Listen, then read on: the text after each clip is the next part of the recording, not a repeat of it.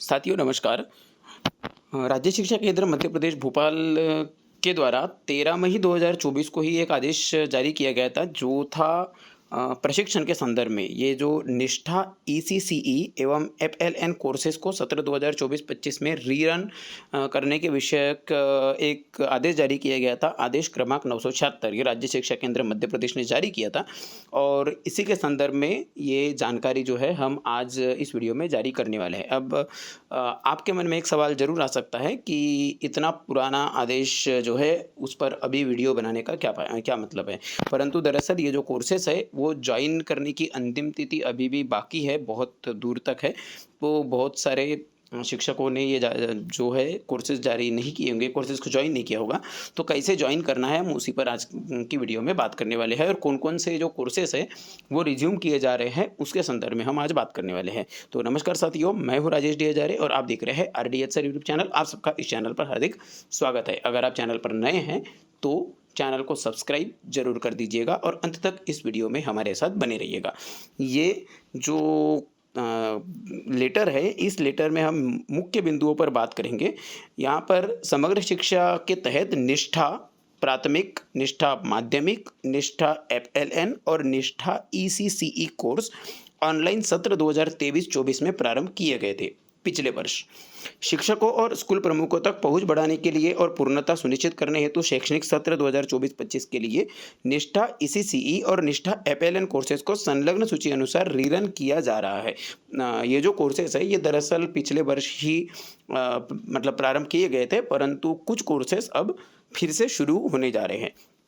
उनकी समयावधि देखिए कोर्स की क्या है। नामांकन का जो प्रारंभ है वो 20 अप्रैल से शुरू हो चुका है और नामांकन की समाप्ति जो है वो 31 अगस्त 2024 तक है। मतलब कि कोर्स के लिए रजिस्टर ही 31 अगस्त 2024 तक किया जा सकता है और कोर्स को 15 सितंबर 2024 तक पूर्ण किया जा सकता है। कोर्स की समाप्ति की तारीख जो है वो 15 सितंबर 2024 है। कोर्स प्रारंभ करने का पूर्ण विवरण अनुलग्न 1 मतलब एनेक्स्चर में दिए गए क्यूआर कोड से दीक्षा पोर्टल या दीक्षा मोबाइल ऐप के माध्यम से ओपन कर सकते हैं। अगर आप इंस्टॉल किया हुआ है एप्लीकेशन तो कृपया ऐप अपडेट अवश्य कर ले। ये क्यों करना है हम बता रहे हैं। निष्ठा ईसीसीई कोर्स एवं निष्ठा एफएलएन कोर्स की प्रदाय की गई सूची में दी गई लिंक या क्यूआर कोड स्कैन कर कोर्स प्रारंभ कर सकते हैं। 70% अंक प्राप्त करने पर स्वयं के प्रोफाइल पेज से प्रमाण पत्र डाउनलोड कर सकते हैं। ये तो महत्वपूर्ण बिंदु है।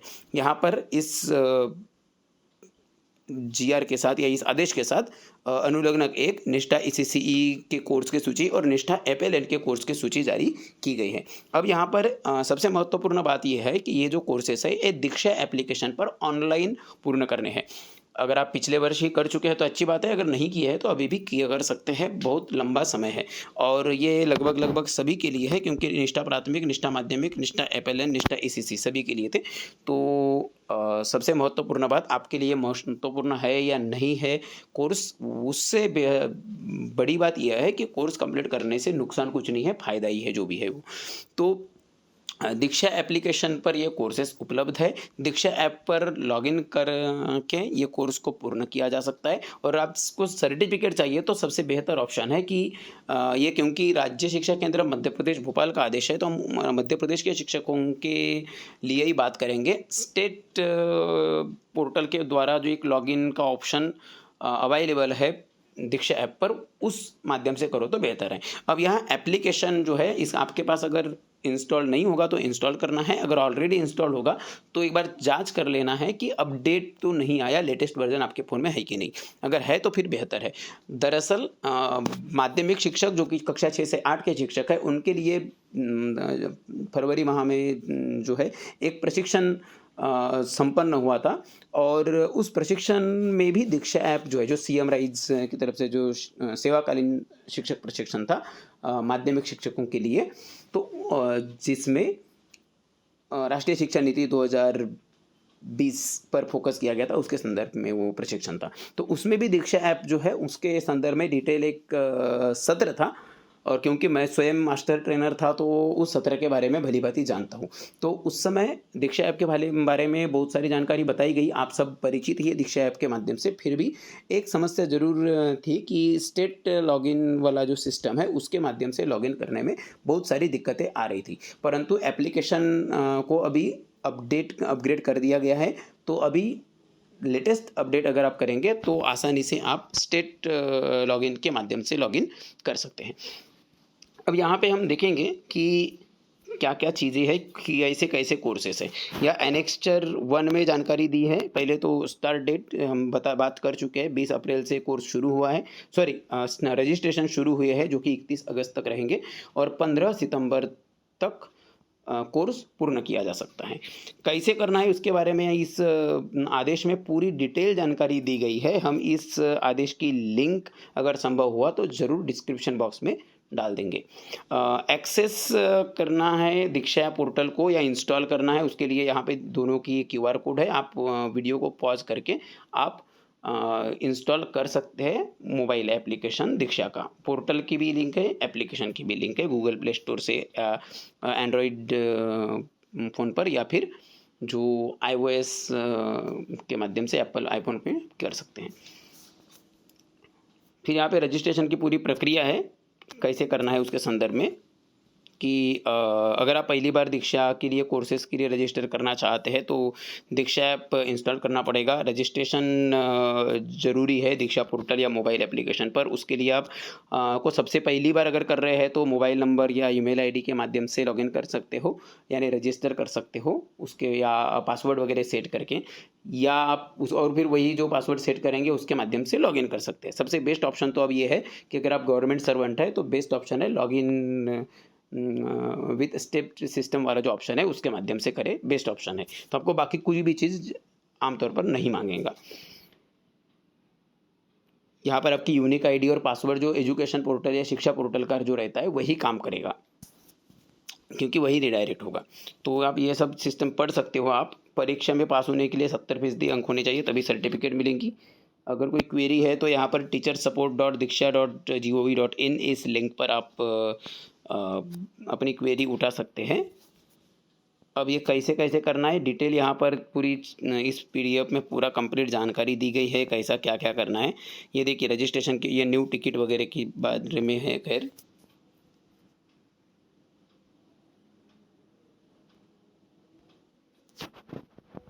फिर अगर हम आगे बात करें तो यहाँ पर देखिए, हाँ ये है कोर्सेज निष्ठा के ECCE की कोर्सेस में कितने कोर्सेज देखिए। यहाँ पे पहला कोर्स है प्रारंभिक वर्षों का महत्व। ये ECCE के जो कोर्सेस है ये कोर्सेस इंग्लिश या हिंदी आप जिस भी माध्यम से पूर्ण करना चाहे वो कर सकते हो।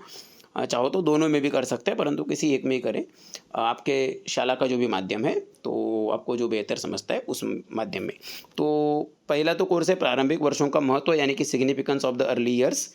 दूसरा कोर्स है planning a play based learning environment, यानी कि खेल आधारित सीखने के परिवेश का नियोजन। तीसरा कोर्स है play based activities for holistic development, यानी कि समग्र विकास के लिए खेल आधारित गतिविधियाँ। चौथा कोर्स है partnerships with parents and communities, Hindi में अभिभावक और समुदायों के साथ साझेदारी। पांचवा कोर्स है स्कूल रेडीनेस, यानी कि स्कूल के लिए तैयारी।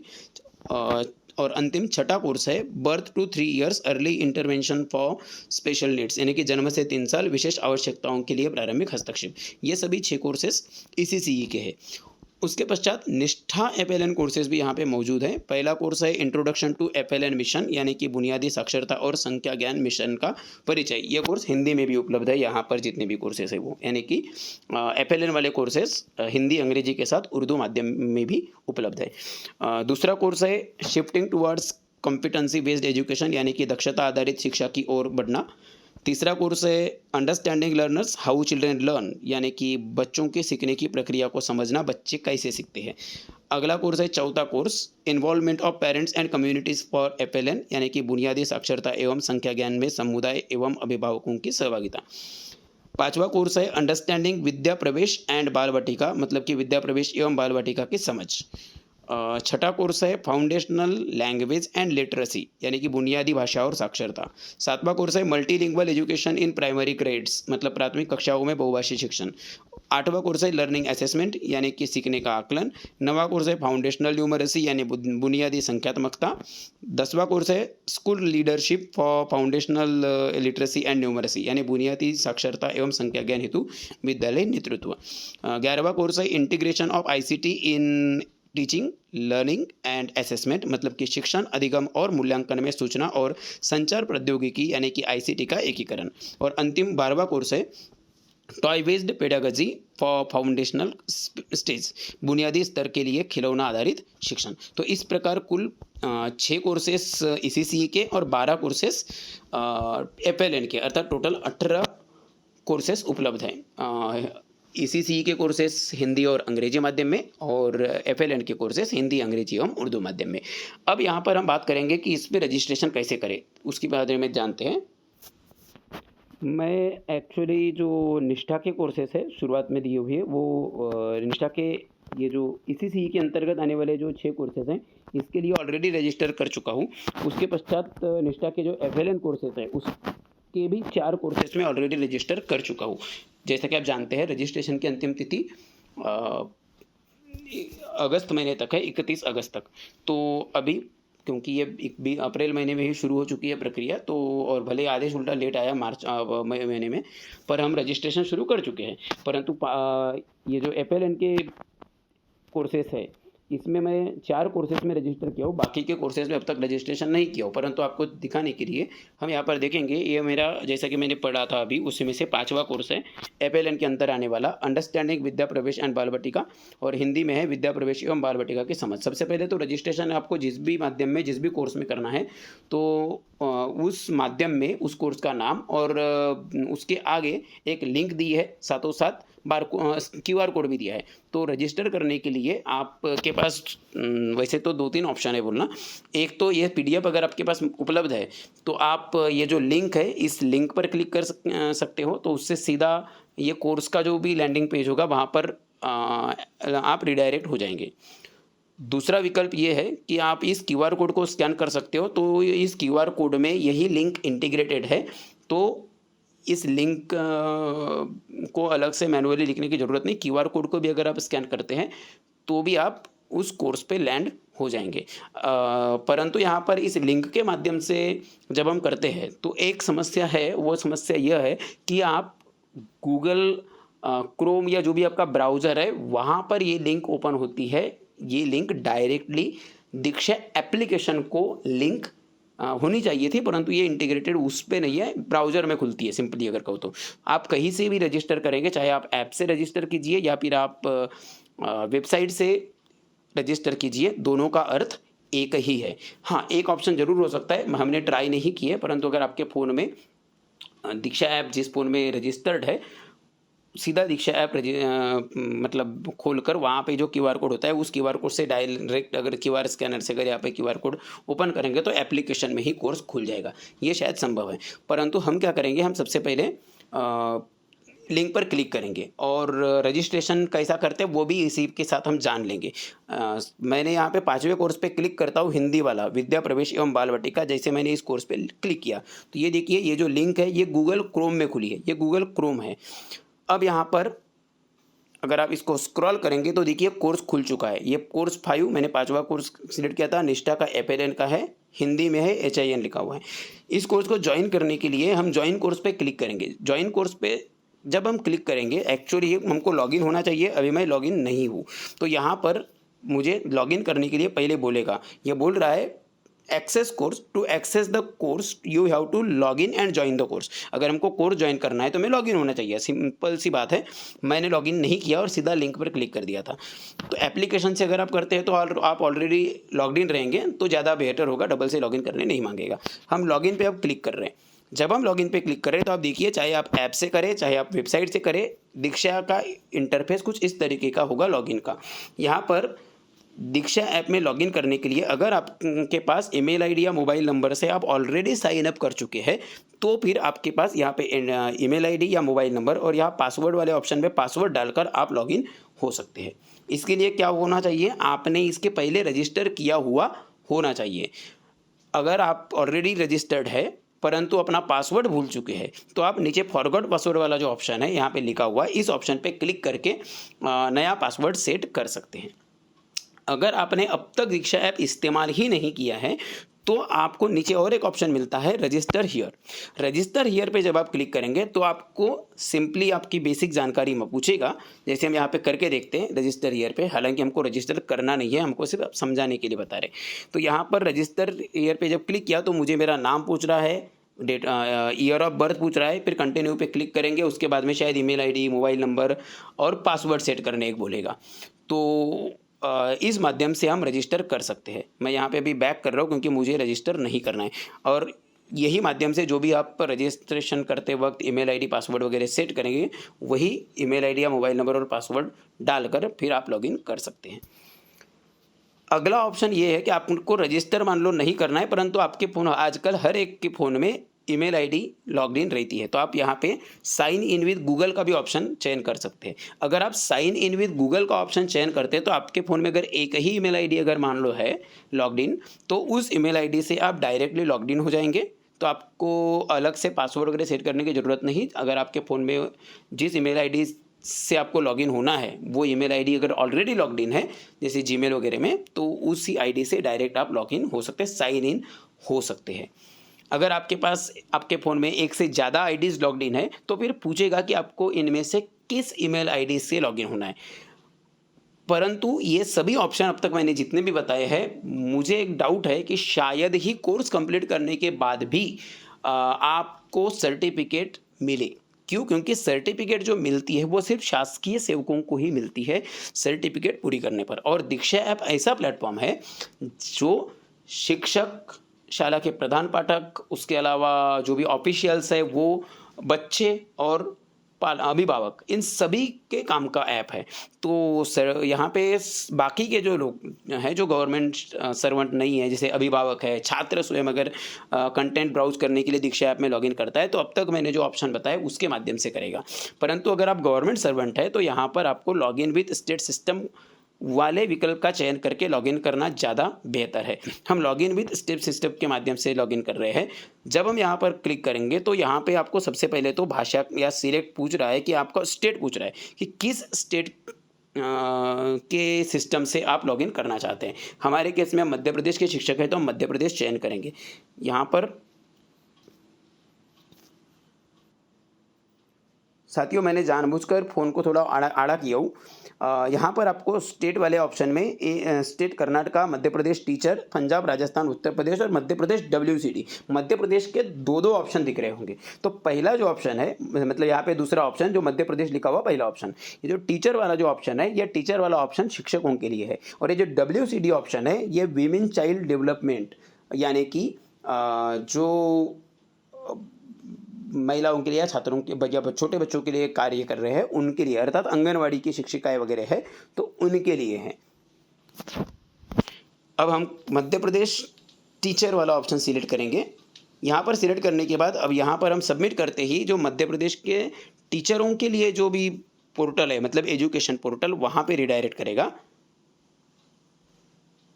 ये हमने जैसे ही लॉगिन किया, देखिए educationportal.mp.gov.in, इस पोर्टल पे या इस लिंक पर क्लिक हो चुका है। ये ऑटोमेटिकली रिडायरेक्ट हुआ है। यहाँ पर हमें यूज़र नेम में अपना यूज़र नेम अब डालना है।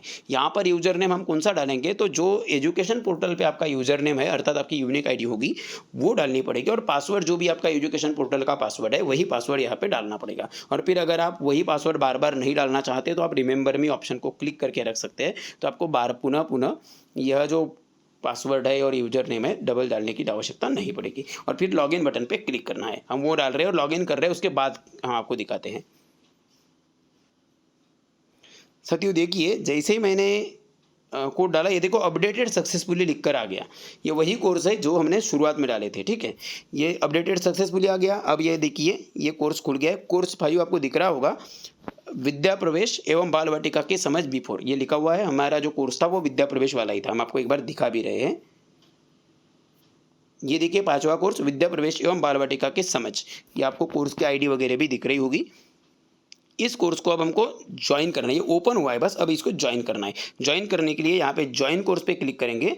ये देखिए course enrol for this batch successfully लिखकर आ चुका है ये कोर्स। अब यहाँ पे एक चीज़ और आई है, वो ये है कि हमें जब यह कोर्स हम कंप्लीट करेंगे तो हमारा जो डेटा है वो एडमिनिस्ट्रेटर्स जो भी है इस कोर्स के, मतलब कि कोर्स जिन्होंने बनाया है उनके साथ साझा करने के लिए पूछ रहा है, सहमति देने के लिए। अगर हम इसको चेक मार्क को क्लिक करेंगे और शेयर पे क्लिक करेंगे तो हम जब कोर्स कंप्लीट कर चुके होंगे या जितना भी प्रोग्रेस कंप्लीट कर चुके होंगे वो कोर्स के डेवलपर तक पहुंचेगा। जब हम सर्टिफिकेट कितने लोगों ने, मतलब कितने शिक्षकों ने यह कोर्स पूर्ण किया है उसकी जो संख्या है वो ट्रैक करने के लिए गवर्नमेंट को ईजी पड़ता है। तो यहाँ पर हमको कंसेंट मांग रहा है, अगर आप देना चाहे तो देना है, नहीं देना है चाहे तो डू नॉट शेयर पे भी क्लिक कर सकते हैं। परंतु यहाँ पर बेहतर है क्योंकि हम गवर्नमेंट शासकीय सेवा का घर है और हम गवर्नमेंट के साथ जानकारी साझा कर रहे हैं तो कोई दिक्कत नहीं है। ये क्लिक किए, शेयर की बटन इनेबल हो गई। यहाँ पे शेयर की बटन क्लिक करेंगे, प्रोफाइल शेयर सेटिंग्स अब सबमिटेड सक्सेसफुली ये लिखकर आ चुका है। अब यहाँ पे अगर हम देखेंगे तो ये देखिए ये कोर्स के बारे में पूरी डिटेल्स यहाँ पे खुली हुई है। ये कोर्स पूरा के बारे में बाकी जानकारियाँ आ गई है।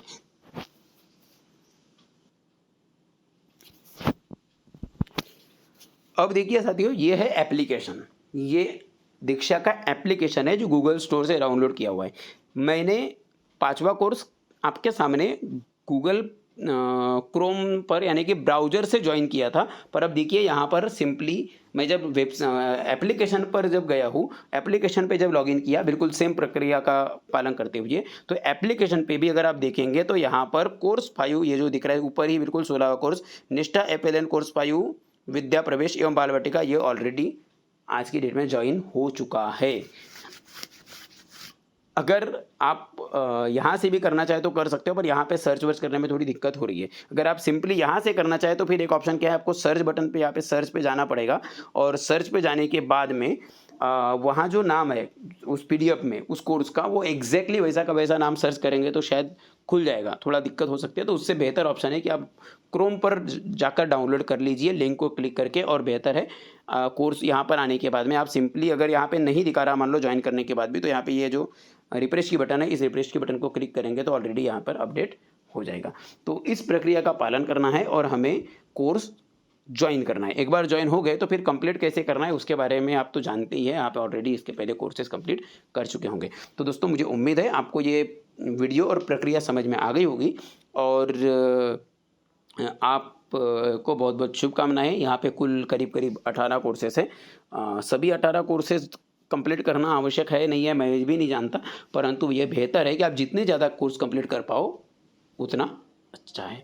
तो फिलहाल तो इस वीडियो को पूरी देखने के लिए बहुत बहुत धन्यवाद। वीडियो बहुत ज़्यादा लंबी हुई है परंतु हमने डिटेल जानकारी इस वीडियो में साझा करने का प्रयास किया हुआ है। अगर आप ऐसी वीडियो पाना चाहते हैं तो चैनल को सब्सक्राइब जरूर करें और अगर वीडियो अच्छी लगे तो वीडियो को लाइक ज़रूर कीजिएगा। धन्यवाद, थैंक यू सो मच।